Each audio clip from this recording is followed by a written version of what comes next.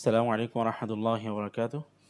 আল্লাহুম্মা সাল্লি আলা মুহাম্মাদ আল্লাহুম্মা বারিক আলা মুহাম্মাদ রব্বি জিদনি ইলমা। এতদিন আমরা অ্যাক্টিভ ফর্ম সম্পর্কে পড়েছি, আজকে আমরা প্যাসিভ ফর্ম সম্পর্কে পড়বো ইনশাআল্লাহ। তো আজকে ক্লাসের আগে আমি আপনাদেরকে হেডস আপ দিয়ে দিচ্ছি যাতে ক্লাসের পড়াটা বুঝতে সহজ হয়। বাংলা ভাষায় সাধারণত তিন ধরনের বাক্য পাওয়া যায়: verbal sentence, nominal sentence. Verbal sentence আবার দুইভাবে আসে, অ্যাক্টিভ, প্যাসিভ। অ্যাক্টিভ যেমন আমি ভাত খাই, আর প্যাসিভ হলো ভাত খাওয়া হয়। আপনারা এখানে দেখতে পাচ্ছেন ফেয়েলে মাছুল কর্মবাচ্য ক্রিয়ার পরিচয়, অর্থাৎ যেটা প্যাসিভ সেটা হলো ফেয়েলে মাছুল। বাংলায় যা কর্মবাচ্য ক্রিয়া এবং ইংরেজিতে যা প্যাসিভ ফর্ম অফ ভার্বস, আরবিতে তাকেই বলা হয় ফেয়েলে মাছুল। আর নিচে কয়েকটি উদাহরণ ও সংজ্ঞা বিস্তারিতভাবে দেখলে বিষয়টি আরও পরিষ্কার হবে। অ্যাক্টিভ, অ্যাক্টিভ আরবি হলো মারুফ, কর্তৃবাচ্য, যেখানে কর্তার প্রাধান্য থাকবে, যিনি যে কাজটি করেন তাকে বাক্যে দেখা যায়। আর প্যাসিভ হলো মাঝহুল, আরবিতে বলা হয় মাঝহুল, কর্মবাচ্য, যেখানে কর্তার প্রাধান্য থাকবে না, ক্রিয়া যোগ হয় এরকম অর্থটা হবে, যিনি বা যে কাজটি করেন তিনি বাক্যে উজ্জ্ব থাকেন। তাহলে মারুফের মধ্যে যিনি বা যে কাজটি করে তাকে বাক্যে দেখা যায়, সেটা হলো মারুফ, কর্তৃবাচ্য। আর যেটা দেখা যায় না বাক্যের মধ্যে, যে বা যিনি কাজটি করেন, যাকে দেখা যায় না, সেটা হলো মাঝহুল, আরবিতে হলো মাঝহুল, কর্মবাচ্য। উদাহরণ আমরা দেখি একটু, দেখেন। সে সমস্যা সমাধান করেছিল, অ্যাক্টিভ। সমস্যা সমাধান করা হয়েছিল, এটা হলো প্যাসিভ। আগামীকাল আমাদের ড্রাইভার গাড়িটি ধৌত করবে, আগামীকাল আমাদের গাড়িটি ধৌত করা হবে। প্রতিদিন আমি থালা বাসনগুলো পরিষ্কার করি, প্রতিদিন থালা বাসনগুলো পরিষ্কার করা হয়, এটা হলো প্যাসিভ। এটা অ্যাক্টিভ, এটা হলো প্যাসিভ। পরিষ্কার করি আর এটা হলো পরিষ্কার করা হয়। আল্লাহ রোজা ফরজ করেছেন, অ্যাক্টিভ। রোজাকে ফরজ করা হয়েছে, প্যাসিভ। তিনটি বিষয় মনে রাখতে হবে: সাবজেক্ট বা কর্তা উল্লেখ প্রাধান্য থাকবে না। এখানে সাবজেক্ট মাঝহুল বা প্যাসিভের মধ্যে এখানে সাবজেক্ট বা কর্তা উল্লেখ থাকবে না, প্রাধান্য থাকবে না। কর্ম কর্তার স্থলাভিষিক্ত হবে। অবজেক্ট বা কর্ম উল্লেখ প্রাধান্য পাবে, মানে কর্মটা উল্লেখ প্রাধান্য পাবে, কিন্তু কর্তাটা প্রাধান্য পাবে না। আরেকটা বিষয় আছে, সেটা যেহেতু আমাদের এখন দরকার নেই, সেজন্য এখানে উল্লেখ করা হয়নি।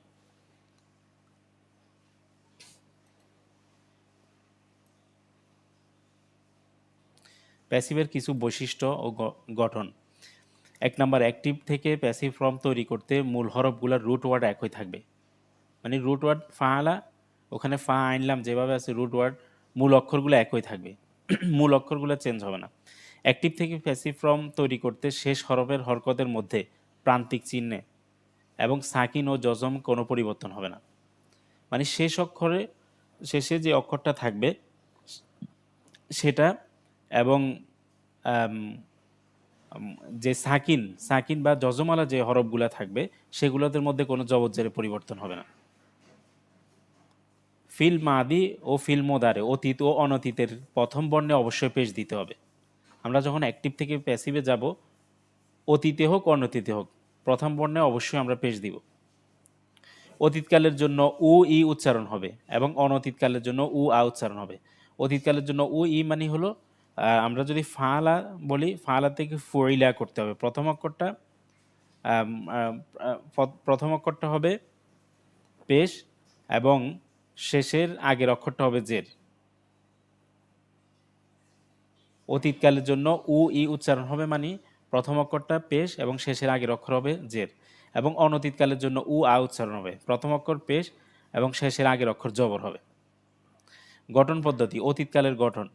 স্ট্রং ভার্বের ক্ষেত্রে 3, 4, 5 ও 6 অক্ষর বিশিষ্ট শব্দের মূল বর্ণের শেষাক্ষরে পূর্বাক্ষরে জের বাকি সকল হরকত বিশিষ্ট বর্ণে পেশ দিতে হবে। মানে স্ট্রং ভার্ব যদি আলিফ ওয়াও ইয়া না থাকে, তাহলে মূল শব্দের মূল বর্ণের শেষাক্ষরে পূর্বাক্ষর, মানে শেষ বর্ণের তার পূর্বে জের থাকবে, বাকি সকল হরকত বিশিষ্ট বর্ণে পেশ দিতে হবে। এটা হলো অতীতকালের অ্যাক্টিভ থেকে প্যাসিভ করার ক্ষেত্রে।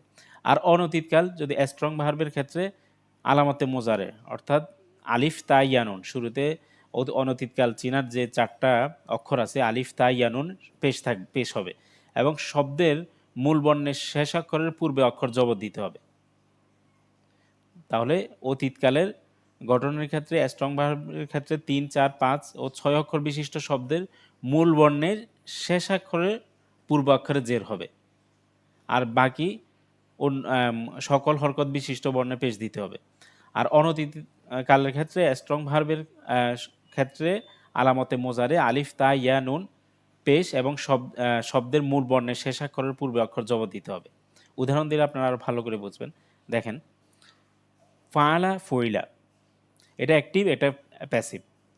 তো অ্যাক্টিভ সবগুলোতে জবর। আমরা যখন প্যাসিভ করতে যাব, প্রথম অক্ষরে পেশ থাকবে, শেষের অক্ষর আগের অক্ষর জের হবে। শেষের অক্ষর যেভাবে আছে সেভাবে থাকবে, শেষের অক্ষরের আগের অক্ষর জের হবে।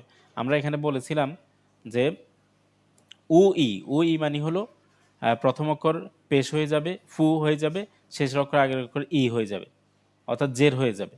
তাহলে এখানে আমরা সেটাই পাচ্ছি যে ফাআলা থেকে ফইলা, ফাআলু থেকে ফইলু, ফাআলাত থেকে ফইলাত, ফাআলতুম থেকে ফইলতুম, ফাআলতু থেকে ফইলতু, ফাআলনা থেকে ফইলনা, ফাআলাত থেকে ফইলাত। এখানে অনতীতকালের ক্ষেত্রে সে প্রথম অক্ষর যেটা আলিফ তা ইয়া নুন আলামতে মোজারা আছে সেটা পেশ হয়ে যাবে, শেষের অক্ষর আগের অক্ষর জবর থাকবে। এখানে যেহেতু এখানে এই শব্দের মধ্যে জবর আছেই শেষের অক্ষর আগের অক্ষরে, তবে অনেক শব্দে থাকবে না। তাহলে ইয়াফ আলু, ইউফ আলু, ইয়াফ আলু এখানে এটা হলো অ্যাক্টিভ, আর ইউফ আলু এটা হলো প্যাসিভ। আলামতে মোজারে পেশ, শেষের অক্ষর আগের অক্ষর জবর।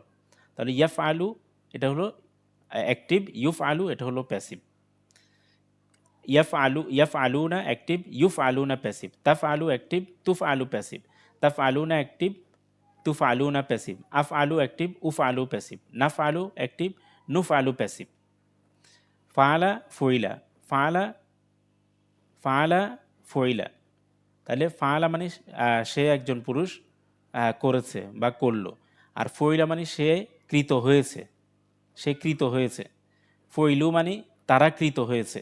ফইলাত মানে তুমি কৃত হয়েছ। ফইলতুম তোমরা কৃত হয়েছ। ফইলতু আমি কৃত হয়েছি। ফইল না আমরা কৃত হয়েছি। তো ইয়াফআলু সে একজন পুরুষ করে বা করবে, আর ইউফআলু সে কৃত হয় হচ্ছে বা হবে, আর তাকে করা হচ্ছে হবে। ইউফআলু না তারা কৃত হয় হচ্ছে হবে। তুফ আলু তুমি কৃত হও হচ্ছে হবে। তুফ আলু না তোমরা কৃত হও হচ্ছে হবে। উফ আলু আমি কৃত হই হচ্ছি হব। নুফ আলু আমরা কৃত হই হচ্ছি হব। তাহলে অ্যাক্টিভ থেকে প্যাসিভ এভাবে করা হয়, আর অর্থর মধ্যে এই পরিবর্তনটা আসে। এখানে কর্তা উদ্দেশ্য না, কর্মটা হলো মূল উদ্দেশ্য। আমরা ক্লাসে ইনশাল্লাহ বিস্তারিত জানবো। আপনারা এটা ভালোভাবে দেখলে ক্লাস ইনশাল্লাহ আপনাদের জন্য সহজ হয়ে যাবে। আসসালামু আলাইকুম।